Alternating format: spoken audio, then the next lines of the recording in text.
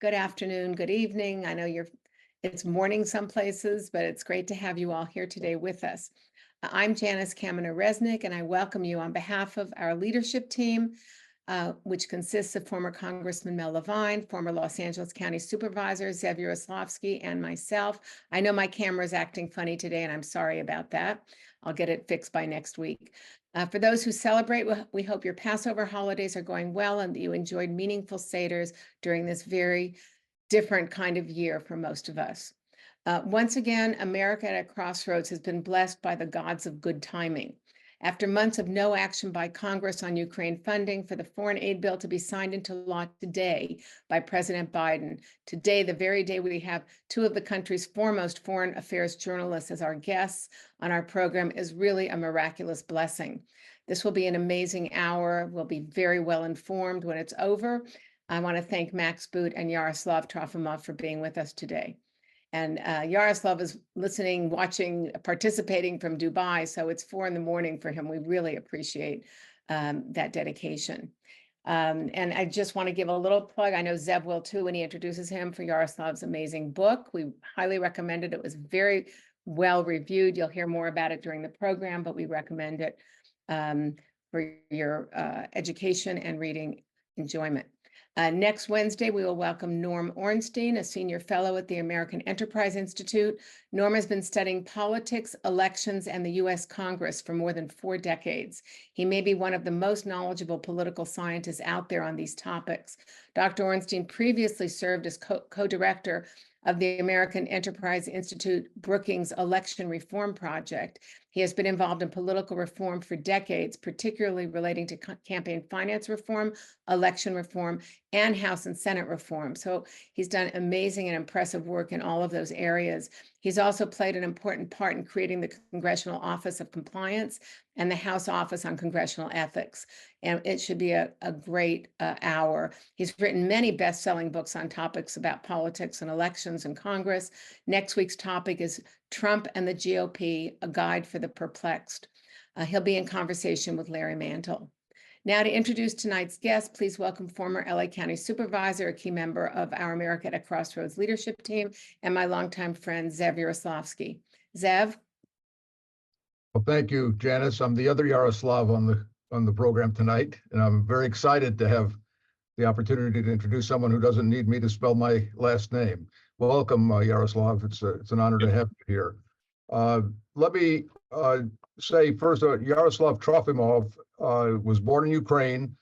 He's a chief foreign affairs correspondent for the Wall Street Journal, currently based in Dubai, as you heard. He has been a foreign correspondent for the publication since 1999, covering the Middle East, Africa, and Asia. And he served as the bureau chief in Afghanistan and Pakistan. He has received numerous awards. I'll mention one of them, in which he was a runner-up for the Pulitzer Prize in International Reporting for 2 consecutive years, in 2023 for his coverage of the Russian invasion of Ukraine, and in 2022 for reporting on the Taliban takeover of Afghanistan. He has written 3 critically reviewed and acclaimed books. The one that just was published last month, Our Enemies Will Vanish, The Russian Invasion and Ukraine's War of Independence. A highly acclaimed book and highly recommended by our team. 2 other books he's been noted for is Faith at War, A Journey on the Front Lines of Islam from Baghdad to Timbuktu, and The Siege of Mecca, The Forgotten Uprising in Islam's Holiest Shrine and the Birth of Al-Qaeda. Max Boot will lead the conversation tonight. Max is not a stranger to our America at a Crossroads program. Max is a journalist, editorialist, lecturer, and military historian. Currently, he is the Jean J. Kirkpatrick Senior Fellow in National Security Studies at the Council on Foreign Relations and a very frequent contributor to the Washington Post. He has worked for the Christian Science Monitor and the Wall Street Journal and has written for many publications, including the New York Times and the Los Angeles Times. Max has written 6 books on various military and foreign affairs subjects. His most recent book, The Corrosion of Conservatism, Why I Left the Right, and his 7th book, which is about to be released in September, about Ronald Reagan. Those are 2 books that I'm The first of which I highly recommend, and the second of which I'm sure will be as compelling and engaging as the first 6 he's written. So with that, let me turn it over to Max, who, by the way, received his BA in Berkeley, which should make Mel Levine happy, and his master's from Yale. Max, it's all yours. Well, it's a pleasure to be back with everybody on this wonderful series of programs, and doubly a pleasure to talk to one of the reporters that I respect most in the world. And when I need to find out what's going on in Ukraine, or just in recent years, or before that, was going on in Afghanistan or elsewhere, the person I invariably turn to is Yaroslav Trofimov of the Wall Street Journal, and just an outstanding war correspondent and general foreign correspondent. And I think there's a certain, and also the author, of course, of this fantastic book, which I join everybody in recommending. This is, as he says in here, journalism is considered the first draft of history, and this is a second draft. And I know from the perspective of somebody like me, who often writes the third draft of history, writing works of history many years after the events, I always find these kinds of books just invaluable, because there is so much frontline reporting there that will never be replicated. The things that Yaro saw, and he was out there, in the danger zone for a long period of time, and he's a very acute observer, fine writer, and really gives you a sense of what it was like. But I want to, begin our conversation by noting the elephant in the room, which is that, of course, you are Ukrainian. You've had a very distinguished career reporting on other people's wars, and now you're reporting on a war that's happening in your own homeland.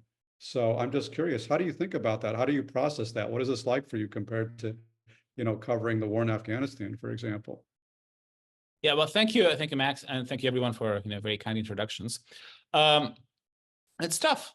It's much tougher to cover the attack on a city where you grew up, where every little piece of geography has an emotional meaning to you. The park where you used to go on dates as a teenager, the hospital where your grandmother took you to check out your eyes. So, I remember being in Kyiv and having to wear body armor, a flak jacket, and a helmet. It was probably the second week of the war, and staying on an empty street that was clogged with cars. You couldn't find parking there just 2 weeks earlier, and hearing this thud of artillery and thinking, how dare they, really? And so it was a personal insult in a way. But on the other hand, this war, and I've spent, as you said, most of my career professionally covering other people's wars of mayhem, Iraq, Afghanistan, Liberia, you name it.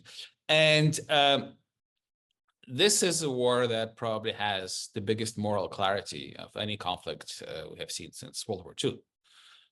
You have a clear case of an unprovoked aggression driven by imperial delusions of Vladimir Putin, the man who convinced himself that Russians and Ukrainians are one people, and the Ukrainians will welcome his tanks with flowers, and is ready to kill hundreds of thousands of people to achieve that delusion.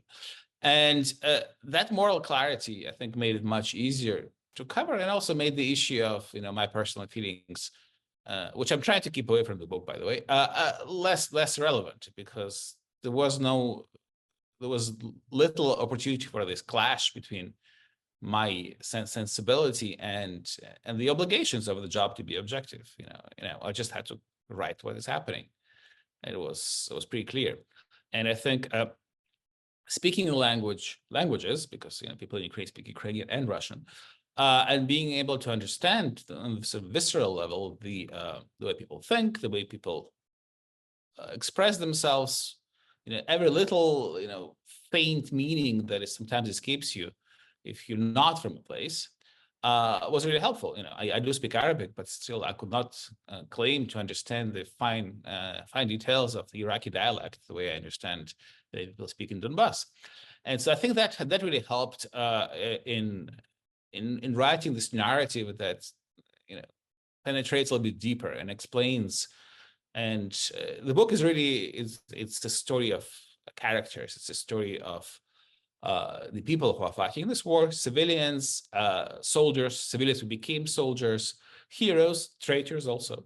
And I'm just, one reviewer described this as a kind of cinema verite. So I'm just basically your camera lens that is traveling to the front lines and telling these stories through my eyes and putting them in sort of context and framework to explain how, the overall geopolitics and the history of it all meshes together and explains what's happening now.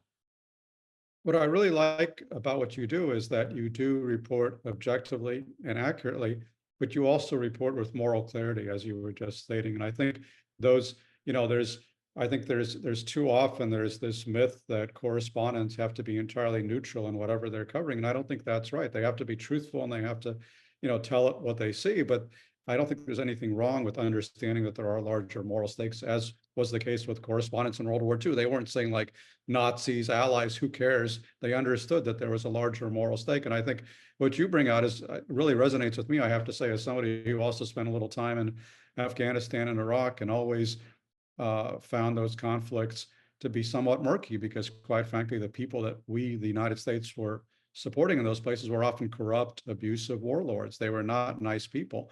And so to me, it's just like, wow, it's just so nice to be, covering and writing about a war like Ukraine, where there is no doubt that you have good guys and bad guys. Not to say that every Ukrainian is a paragon of virtue or every Russian is the epitome of evil, but in terms of the causes for which they fight, it is, as you say, this is the most clear-cut good versus evil type of conflict we've seen since World War II. I mean, it's not even close. There's no shades of gray. There's nothing that can possibly justify this unprovoked Russian invasion of this peaceful neighbor.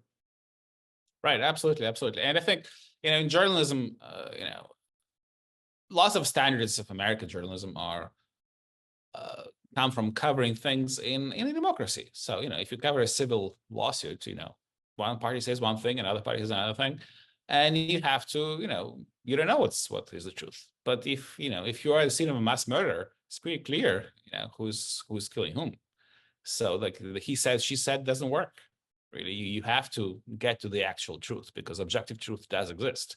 It's not just, the Russians say this, the Ukrainians say this, make up your mind. You should go there and see what's happening. And I think that is the value of the book as well, because I did try to go not just in Kyiv, where I was where the war began, but throughout, all the major turning points of the first year of the war and the second year of the war,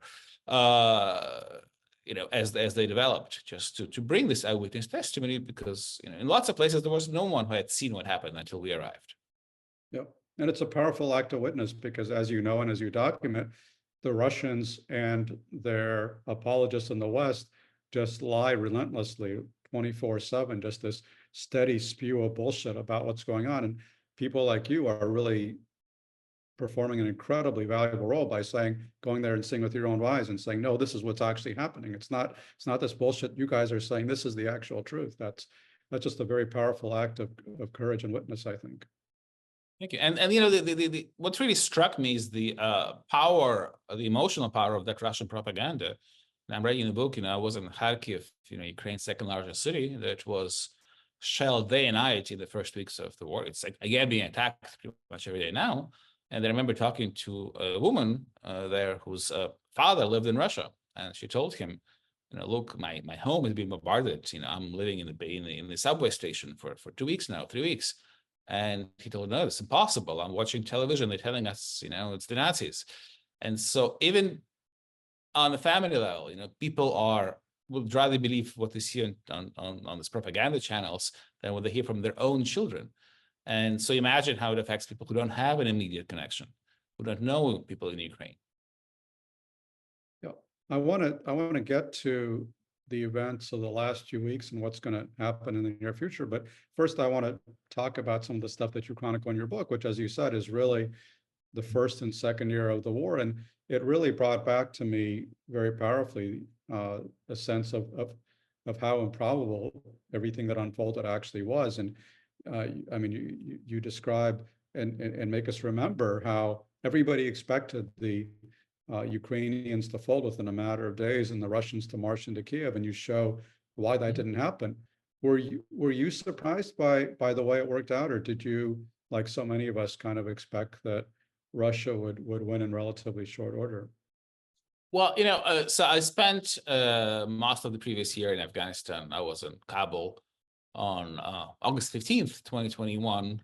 And I remember how the previous evening, President Ashraf Ghani, then American citizen, whose children never came to Afghanistan, remained in New York, toured the troops, said, "We will fight to the last man, the city will not fall." And by lunchtime the next day, the Taliban were in my hotel, and Ashraf Ghani was in a helicopter on his way here to the United Arab Emirates. And so, and I had this fear, what would the Ukrainian president do? Would he stand and fight? He's not a warrior. He was a comedian in his previous career.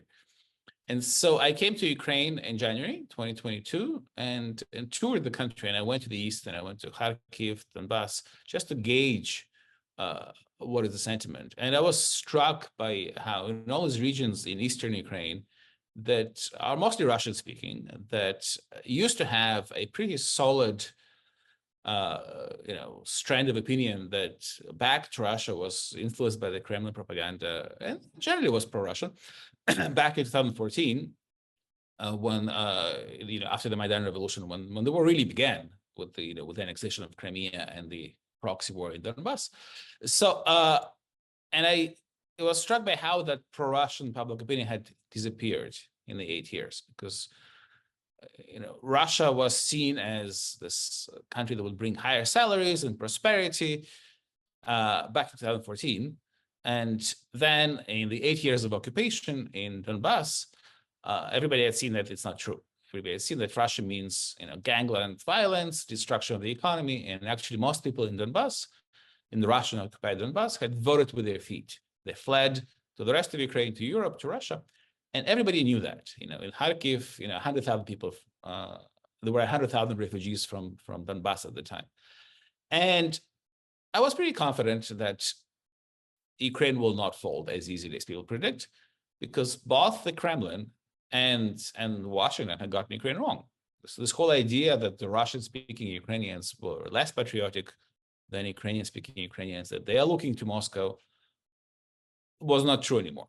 There used to be this cleavage in the past to an extent, but it had disappeared by this lived experience of watching what happens when Russia comes to your home in Donbass. 8 years have passed. People knew what it means.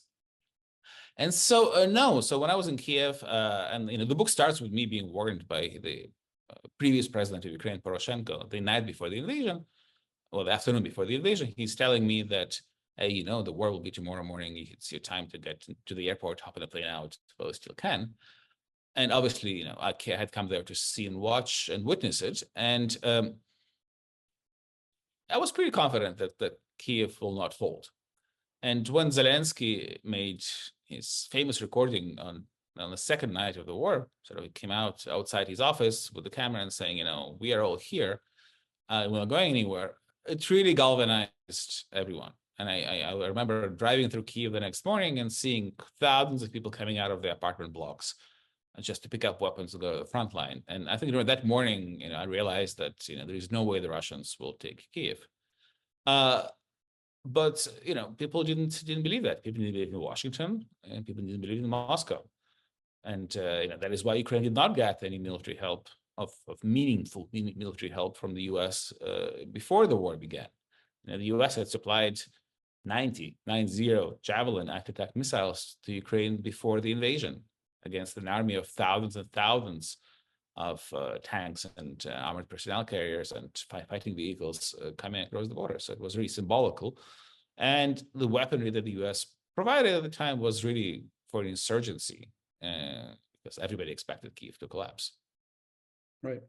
But instead of collapsing, what actually happened, as we know and as you describe, is that the Ukrainians held the lines, the Russians had to retreat from Kyiv. And then, of course, you had the sequel, which occurred in the fall of 2022, when the Ukrainians had this seemingly miraculous success of their counteroffensive, liberating huge swaths of Kharkiv province, as well as in Kherson, and really driving the Russians back. And one of the points you've made is that this was sort of a missed opportunity from the standpoint of Ukraine and the West, because perhaps the Ukrainians could have kept going if they had only received the kind of weaponry before that they were to receive subsequently. And, the West is so slow to arm the Ukrainians, there was a limit to what they could do. Do you look upon that as kind of a turning point in hindsight? Well, this was definitely a missed opportunity to end the war, or at least to end the war, to put Ukraine in a much more favorable position than it is now. If we recall the history of it,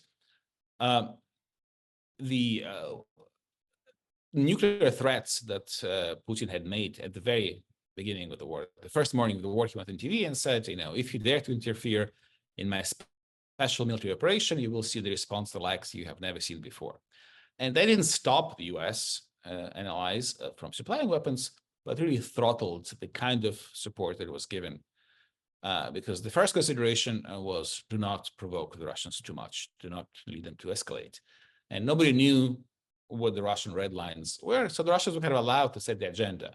And so little by little, the US got bolder and bolder and gave the Ukrainians the capabilities, first the Western artillery towards the summer, then the HIMARS missiles, and now even, the F-16 fighter jets. And the latest we've heard from President Biden is that the ATACMS long-range missiles are also coming, or have already come to Ukraine, actually, in the last 2 weeks. All of that was unthinkable in the beginning. And when sort of the first wave of the war ended with this failed Russian blitzkrieg on Kyiv, and the Russians regrouped, Putin refused to acknowledge that his special military operation, quote unquote, is not going to plan. So he wasn't mobilizing. So by September 2022, Russia had only about 100,000 combat troops in Ukraine. So Ukraine, for the first time, had a massive manpower advantage. What they didn't have was weapons. They didn't have enough ammo. It certainly didn't have the tanks, the fighting vehicles, or aircraft, for that matter.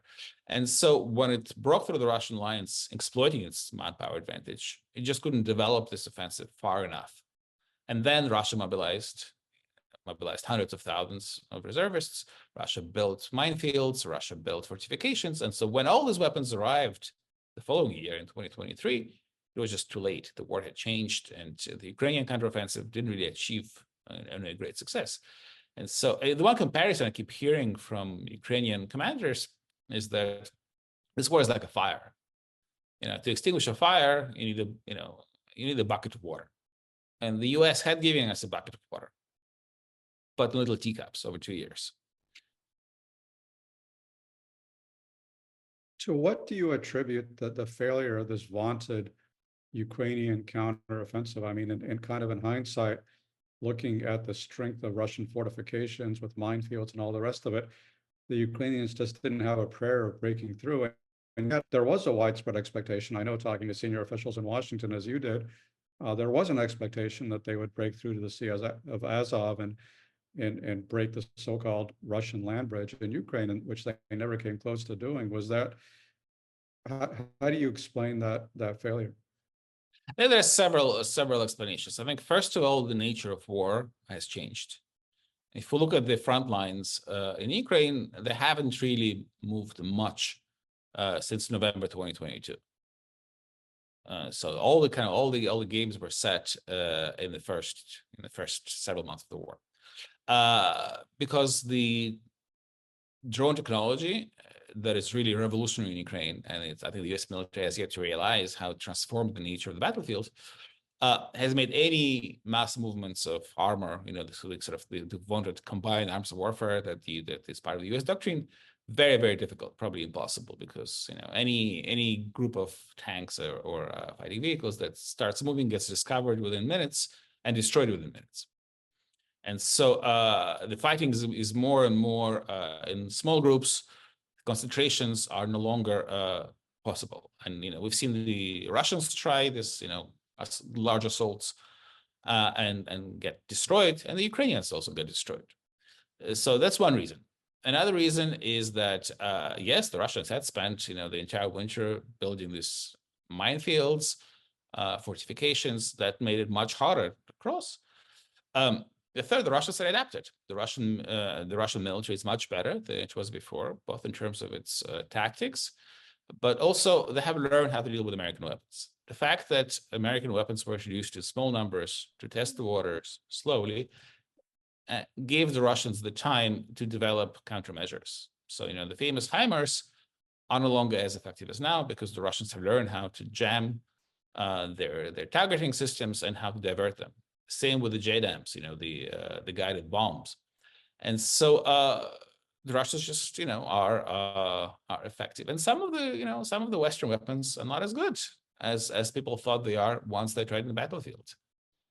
The Abrams and Leopard tanks haven't really shown themselves to be all that effective in this war. How would you assess the correlation of forces today after more than 2 years of war? Because, as you note, at first there was an expectation that the Russians would win quickly, and then it seemed like the Ukrainians would win, and now we're in the stalemate phase. And the Russians seem to have gotten much stronger. They've enlarged their forces. As you say, they've also learned some things. They're not quite as stupid as they were at the beginning. They're showing greater capabilities than they were. And then the Ukrainians have just been kind of ground down, especially because so many of these Ukrainian units have been at the front for 2 years. They're getting depleted by casualties. They're getting tired, demoralized. How do you assess the balance of forces today? Well, let's look at what happened, in the past, let's say, 6 months since the end of the Ukrainian attempt at the counteroffensive. So back in October last year, the Ukrainian military had a parity in ammunition. So for every shell that the Ukrainians were firing, that they were getting 1 shell back from the Russians, maybe even less. And then the US support dropped off the cliff. At the same time, Russia got ballistic missiles from North Korea, ammunition, more than 1 million shells from North Korea, more and more drones from Iran. And so Russia really, really had a massive firepower advantage over the past 5 months, I would say. It's probably like right now it's 10-to-1 shells. So for every shell the Ukrainians fire, they get 10 back. And despite all that, despite all this, difficulty of being able to resist, really, like, what do you fight with? Ukraine lost only small bits of territory so far. It lost 1 town, Avdiivka, population of 30,000 before the war. The Russians, by the admission of one of the Russian officers themselves, lost 16,000 people to get this 1 town. It's a lot of people. It's more than Russia lost in even its 9 years before in Afghanistan. The Soviet Union, actually, not just Russia. And so it's difficult. Ukraine certainly has issues with recruitment and manpower. That's why they've changed the mobilization law. They're trying to woo the Ukrainian citizens abroad to come back and fight. Ukraine just announced the other day that it will not renew passports of military-aged males who are abroad unless they come home and regularize their situation with the military. But the weapons are now supposedly on the way. President Biden did sign this $60 billion appropriation bill for Ukraine this morning. And I think there's a renewed optimism in Ukraine that the tide will be turned again and that Ukraine will be able to hold off this Russian advance and maybe even push back. What do you think the concrete impact is going to be of the renewed flow of U.S. weaponry? Is it basically going to be to stabilize the stalemate, or is it going to? Is there a chance of actually changing facts on the ground, and in particular, and not necessarily on the ground, but also in other areas? Like, we've seen in the last 6+ months that the Ukrainians have had tremendous success in opening up the Black Sea to their commerce, driving back the Russian fleet. In recent months, they've been targeting Russian refineries very deep in Russia with their drones. Now that they're getting the long-range ATACMS, they're starting to target Russian bases in Crimea. So how does all this shake out? Is there, what do you think is going to happen in the next, say, 6 months or so? Yeah, well, stalemate would be good for Ukraine right now, because right now Russia is advancing. Every couple of days it takes a village or two, and at least stabilizing the front line in Donbass would be Ukraine's top priority right now. And obviously having the ammunition, having artillery shells, it's critical. And it's not just that, the latest package announced by the White House includes Bradley fighting vehicles, includes lots of stuff that Ukraine really needs. The bottleneck in ammunition is production, because both the US and the European countries have been very slow in putting their economies on the war footing. I'm talking about the military industries, and really ramping up this production. Unlike Russia, which has been able to dramatically increase it. And so there won't really be enough artillery ammunition for Ukraine to start offensive operations until probably early next year. By then the European production will kick in and will be able to fuel the Ukrainian demand. So I think the planning in Ukraine for now, as far as conventional ground war is, to try to hold the line, maybe exploit some tactical opportunities here and there, but really prepare for the big push next year. But who knows? War is unpredictable, obviously. Do you think?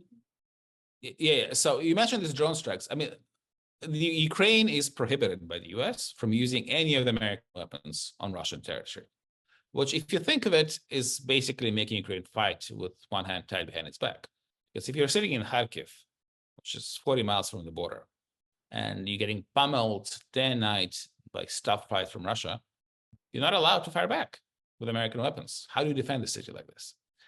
And Russia is firing pretty much every day cruise missiles, ballistic missiles, strike drones at Ukrainian infrastructure, Ukrainian cities, port facilities, residential buildings, and Ukraine is not allowed to fire any of the cruise missiles it got from the UK or France, or the ATACMS it got now from the US at Russia.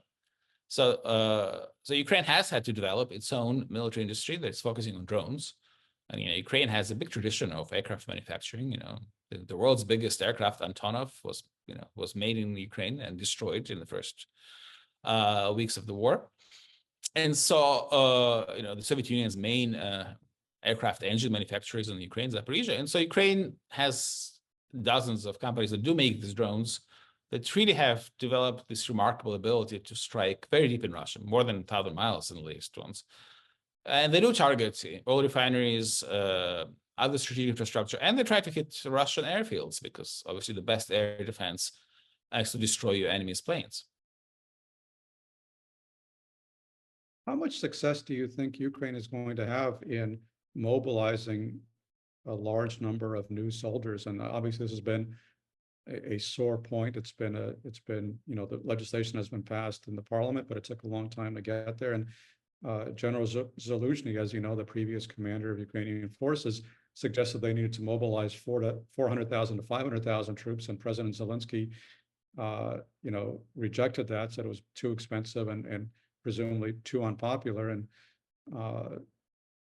but do you think that's a ballpark for what they actually need to mobilize, and what do you think they'll actually be able to do? Well, I mean, the size of the Ukrainian armed forces right now is about 1 million people. So, which is a lot for a country of probably 35 million in the country right now. And they are mobilizing more. It's even without this law, every day people will be mobilized in Ukraine, both volunteers and people who are conscripted. This law lowered the minimum age for mobilization somewhat from 27 to 25. But the problem in Ukraine and Russia is there's this really skewed demographic situation. Now, for every man who's in his early 20s, there are 2.5 men who are in their 40s and 50s. People just didn't have children in the 1990s, when the economy in Ukraine and in Russia was imploding. And so unlike, the trenches of World War I, which were filled with the lost generation of 20-year-olds, Ukraine's trenches are filled, and Russia's trenches are filled with the 40, 50-year-olds, sometimes with bad backs and lots of, chronic diseases. So it's really different kind of war. And there aren't that many young people to send to the army. That's the problem for both countries, actually. Right. Let me turn now to, we have a whole bunch of questions, a lot of good questions. So let me turn to our audience and throw some of these at you. Jim asked, there have been calls for the war to end with peace negotiations. Do you believe that's possible? And if so, would Ukraine have to give up any territory? And what happens with Crimea? And I would add with Donbass, and obviously this has been a very sore point in any talk about ending the war, and with Ukrainians overwhelmingly rejecting any territorial concessions up until now. But I've seen some weakening in public opinion polls in terms of how many Ukrainians are willing to give up land for peace. But what's your view of that? Well, I think first of all, let's look at what Russia's goals are. Russia's goals, I think, have not changed since the war began, and that goal is to destroy Ukraine as a country. So, when Tucker Carlson, went on his pilgrimage to Vladimir Putin, in Moscow, Putin spent, the first half of the conversation telling him how Ukraine doesn't really exist. It's a made-up country. The Ukrainian language was invented by the Austro-Hungarian intelligence, and it's all really Russia. And that is the thinking, he wants Kyiv, he wants Odessa, he wants Kharkiv, and he's not ready to accept Ukraine as a truly independent state. And as long as that's the case, we're not talking about territorial concessions. We're just talking about the existence, of the Ukrainian statehood. The Ukrainian reluctance to strike any more deals on dismembering the country stems from history, because there were already two deals. In 2014 and 15, when Russia first invaded, Ukraine gave up control over parts of Donbass just to have Russia invade again in 2022. So the possibility of any peace negotiations, I think, is very, very remote right now. So what happens with this war? I mean, does it just keep grinding on indefinitely? Well, it sort of depends on what happens in the battlefield. As long as there is some sort of dynamic stalemate, both sides hope that they can win it.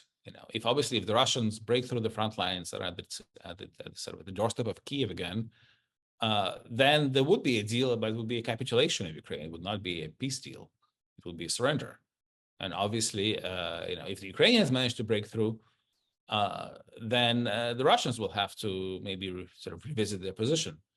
But long term, I could quite foresee a scenario of this going on for a long time, because again, stalemate is better than defeat. And the consequences of Ukrainian defeat will be monumental, not just for Ukraine, but for the rest of Europe, for NATO, and for the US. And so ultimately, I think it's probably going to be decided by the internal situation in both countries. So because the pressures of conflicts are invisible in Russia, but they are there. We have seen it with the Prigozhin uprising last year. Hundreds of thousands of people have died or were maimed at this war. And so at some point, there should be some social reaction to that. So will Russia crack first? Will Ukraine crack first because of its casualties, because of its own political problems? It's hard to tell. It also depends on the level of Western help that Ukraine will continue receiving. The West is not an observer here. The West is quite actively part of this conflict, even though no American or Western soldiers are dying there. Lots of Russians were killed with American money and American weapons. And so, in the First World War, at the end of the day, that's what determined the course of the war. Russia imploded, and then Germany imploded. So that brings me to a question that was asked by Barr and others.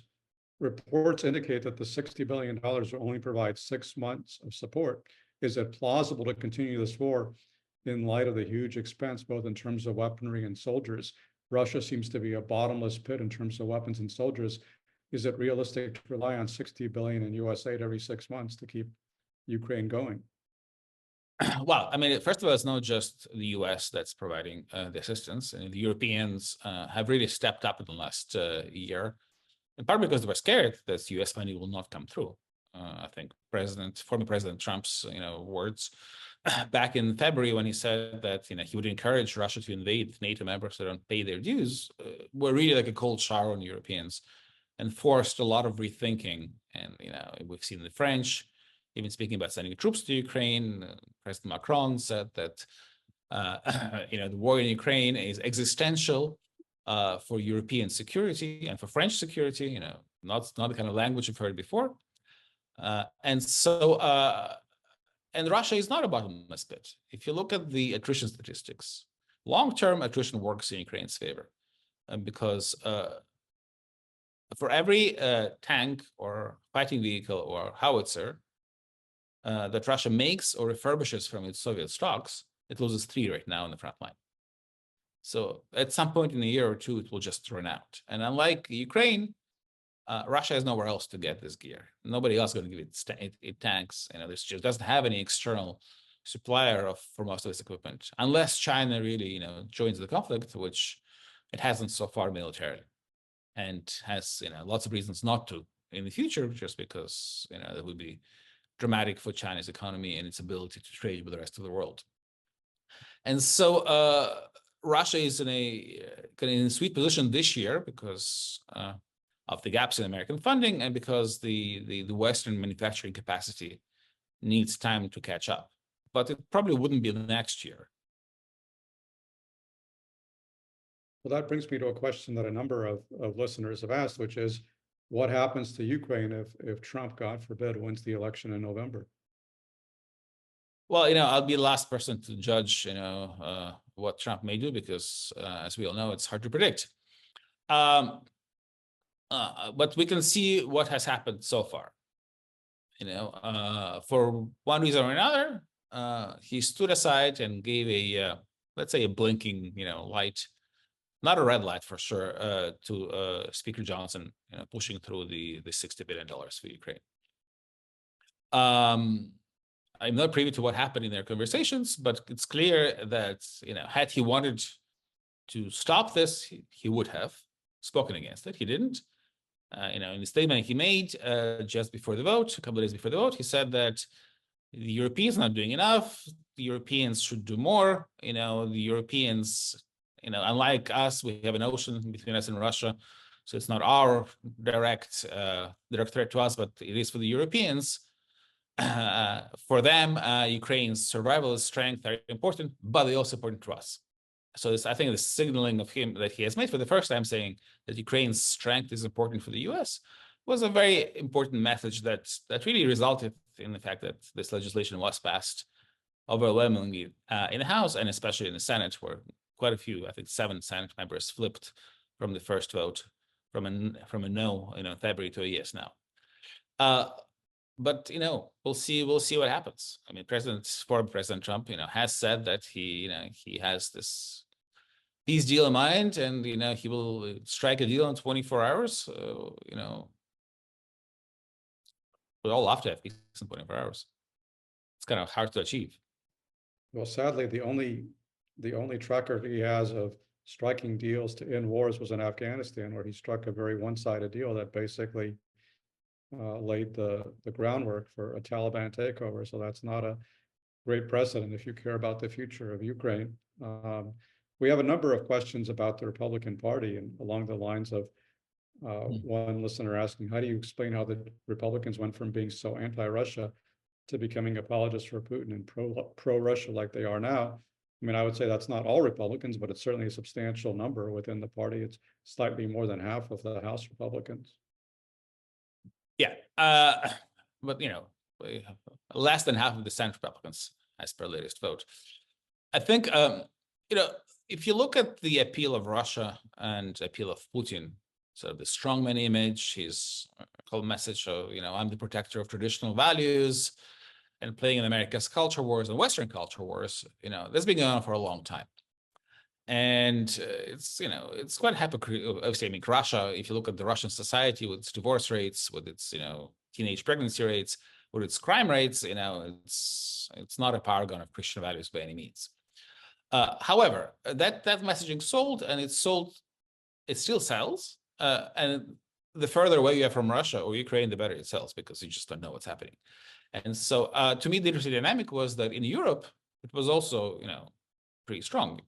A lot of far-right parties in Europe, the League in Italy, the Le Pen's party in France, they're all very openly pro-Putin. Salvini, the head of the Lega in Italy, was wearing a Putin T-shirt, on trips to Moscow. And all that is no longer on the surface. So people in Europe and the far-right in Europe are ashamed of being seen as pro-Putin, because the war in Ukraine for Europeans is a real thing. Every European countries are hosting millions and millions of Ukrainian refugees, mostly women and children. And it's just shameful to be backing a war, because Ukraine is not an abstraction. In America, Ukraine is an abstraction. Most people have not had to deal with Ukrainian refugees. house them in their homes, employ them in their jobs. So they're not exposed to this human side of the story. And so Putin still remains, this symbol of, and factor in the cultural wars. And it's really striking that influence that's, his ideology has in the US versus Europe, because Europe, let's remember it, had to pay a very significant economic price to sort of, severe dependence on Russian energy and to really pose sanctions, and it's bearing a cost. And, there's a huge economic lobby in Europe that is would like to resume relations with Russia, and it's losing money because of that. Nobody in America, very few people in America, are losing money because of Russia, because the US never had this dependence to begin with.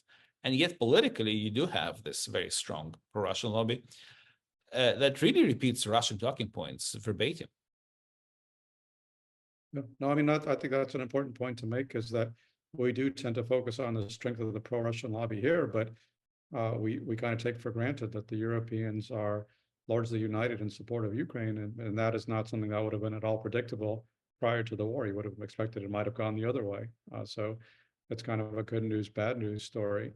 Let me ask you another question, this one from Susan. How much quote unquote real news do the majority of the Russian population receive especially about deaths and injuries of Russian troops?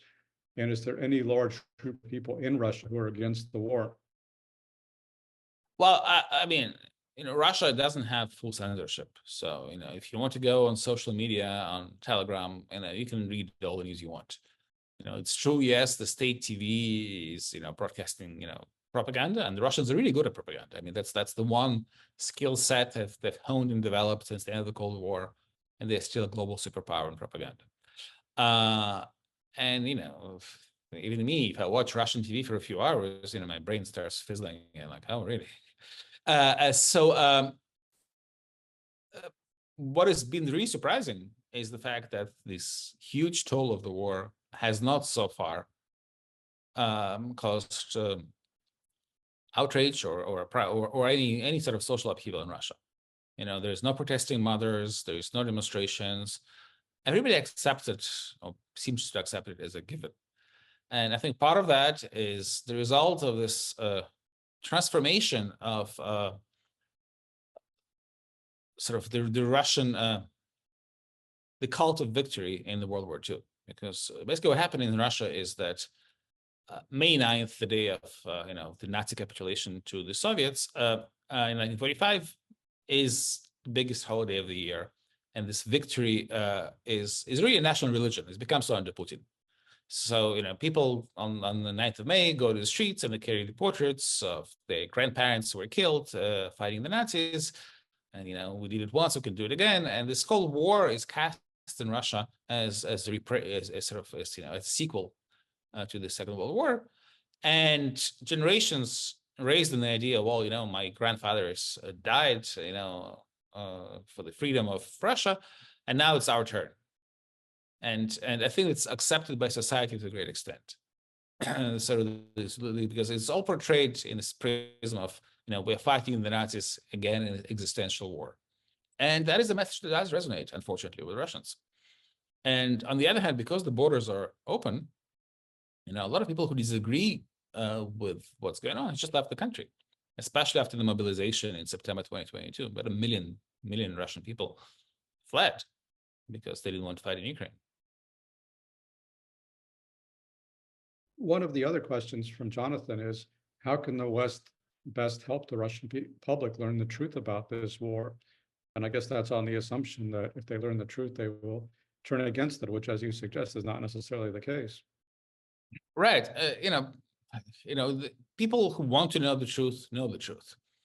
I think, people in Nazi Germany probably knew the truth of what's going on. People in Stalin's Soviet Union, most of them knew what was going on. It's just more convenient not to know, because if you do acknowledge the facts, then, you have to act on them, and that's dangerous. And so people's coping mechanism is just to deny reality. And that's, going back to that father who was, telling his daughter, like, I don't believe that the Russians are bombing your house. Because if he did believe that, he would have to go on the street and protest. And that's dangerous. Right. mean, of course, the big difference, and you're certainly right about the way Putin kind of weaponizes the Soviet victory in World War II to his own advantage. But of course, the big difference is, in World War II, the Soviet Union was actually invaded. Here, they're the ones who are doing the invading.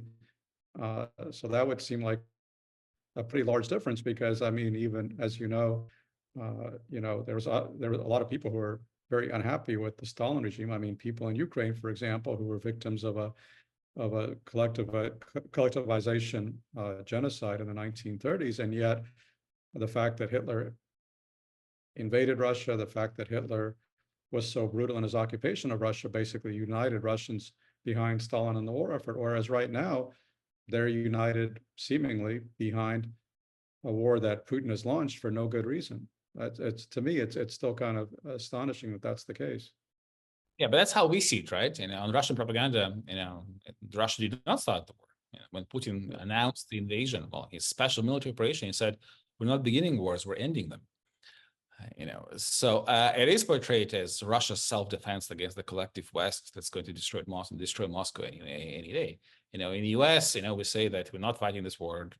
We're not involved directly, but for Russians, they are fighting what Putin calls the collective West. Yeah, to use the overused term, it's Orwellian how Putin has inverted reality. There's a number of questions here about nuclear weapons. And do you think that Russia will use nuclear weapons? Do you think that Russia's nuclear arsenal actually works? How seriously should we take these Russian threats? Well, obviously, Russia wants them to be taken very, very seriously. And, there was a moment that I described in the book in September 2022 where Russian threats of nuclear use really, really throttled American help. And if you remember, what happened is that once Russian lines were, Ukraine broke through the Russian lines, Russia just declared all those areas to be Russian sovereign territory, and then said, well, if you attack it, we'll be attacking Russia and we'll use all weapons at our disposal. And Putin said this is not a bluff. And then Ukraine went ahead anyway and took Kherson and took Liman. And obviously, Russia did not use nuclear weapons. And at the time, there was a lot of intercepts of Russian communications suggesting that it was planning maybe to use the weapons. Now we know that all those intercepts were meant to be intercepted. It was all part of the psychological operations by the Kremlin. Can Russia use nuclear weapons one day? Possible. What would be the consequence of it? Probably terrible for Russia. And using tactical nuclear weapons in Ukraine it's such a large country would not really help it achieve military objectives, and would completely undermine its relationship with China and India, and it really cannot survive as an economy without Chinese help nowadays. So there are a lot of reasons for Russia not to do that. Again, if you establish the principle that a nuclear power can invade a country and then use nuclear blackmail to just hold on to territory, where does it stop? It'll stop in Berlin, in London. Why not invade Poland next day and say, okay, well, if you fight me back, I'll nuke you. So, and that's why at the end of the day, the U.S. While deterred to a degree, was not completely deterred by the threats. Where it stops, or where it winds up, is with a lot of nations getting nuclear weapons, because they're going to see that as the ultimate tool of their own self-defense. We have another question. Yeah, if they don't believe in the U.S. protecting them, for sure. Yeah, right. Which is certainly very much open to doubt at this point, I would say. Carol has a question about using the frozen Russian funds, and there's about $300 billion in Russian assets being held in the West, primarily in Belgium, actually. And the House bill that was just passed by the Senate includes a provision called the Repo Act, which calls on President Biden to send frozen Russian assets in the U.S. to Ukraine. Do you think that's going to happen? Do you think there's going to be a broader use of frozen Russian assets going to Ukraine from Europe? Well, I don't know if it will happen. There's certainly growing pressure to do so. And it's not just the issue of money itself, it's the political signal that it sends. Because right now, there is still a possibility in the minds of many people in the West of striking a deal and going back to normal with Russia, reopening trade, et cetera, et cetera. The moment you take this money and spend it, it becomes unfeasible. Because then, if you want to give it back to Russia, you have to take it from your own taxpayers. And that's just political suicide. And that's why so many people are pressuring to do this, to send a strong signal to Russia that there will not be a return to business as usual. And, the Ukrainian victory and survival is critical to the West's own strategic interests.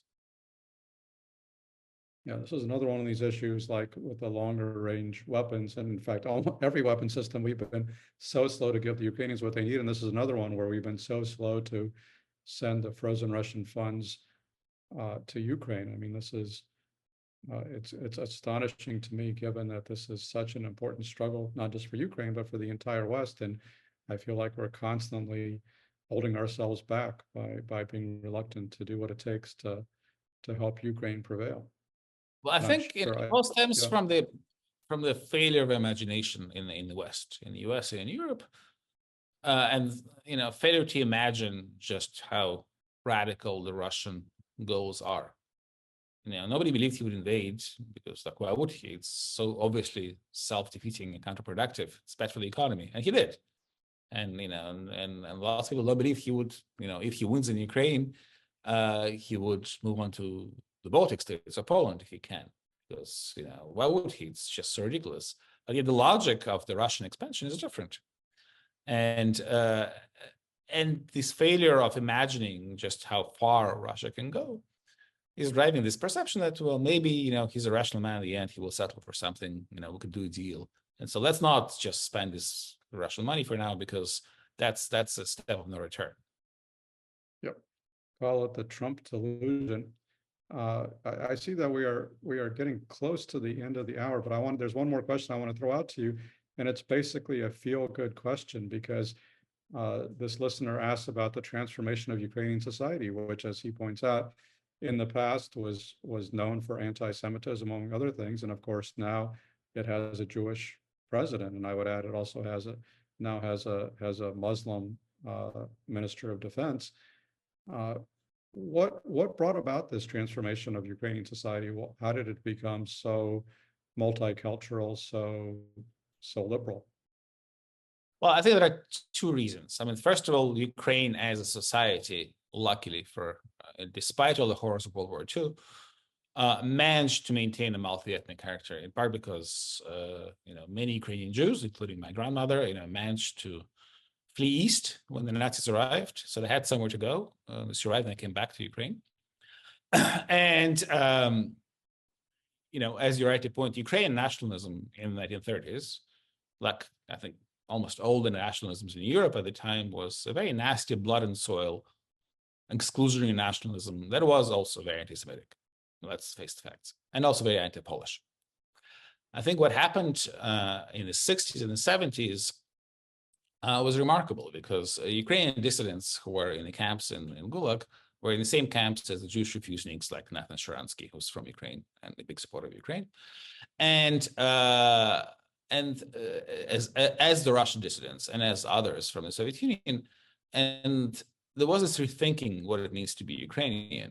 And you had the same in Poland. The Polish dissidents living in Paris who ran the Kultura magazine, thought hard about how to reconcile with the Ukrainians, and they decided that Poland will not demand its lost territories, and the future of Poland can only be guaranteed by independent Ukraine. So there was a reconciliation there as well. And so when Ukraine became independent, it really chose to say that Ukrainians are everyone who lives in Ukraine. It doesn't matter what religion you practice, what language you speak, what blood you have. If you work for Ukraine, you're a Ukrainian. And that's very revolutionary, because it redefined the Soviet concept of nationalities, where everybody's ethnicity was written in documents. So Zelensky was not a Ukrainian under Soviet law. And I think this almost American sense of citizenship, nationality, is the reason why Ukraine survived in this war, because all these cleavages along religious and language lines did not cause it to implode when the Russians invaded, as the Russians expected.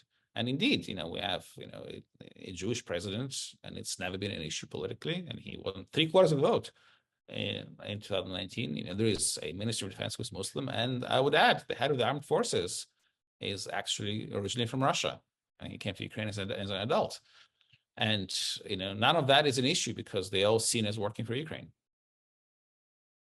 That's a great success story, and long may it endure. I think we're at the end of our hour, but this has been a fantastic conversation. Again, I think listeners are saying why there's nobody I trust more than Yara to explain what's going on in Ukraine, and just a tremendous wealth of knowledge which he brings to bear with his crystal clarity and his moral sense. And I encourage everybody to go out and buy this book, which really tells the truth of what happened in the first couple of years of the war in Ukraine, which sets up what is happening right now. And please, on behalf of America at the Crossroads, please support these programs by making a donation today, and you should have access to a link on your screen. So thank you very much, Yaro. It's truly a pleasure to talk with you, and I look forward to reading more of your writing in the journal. Likewise, look forward to your book. Thank you.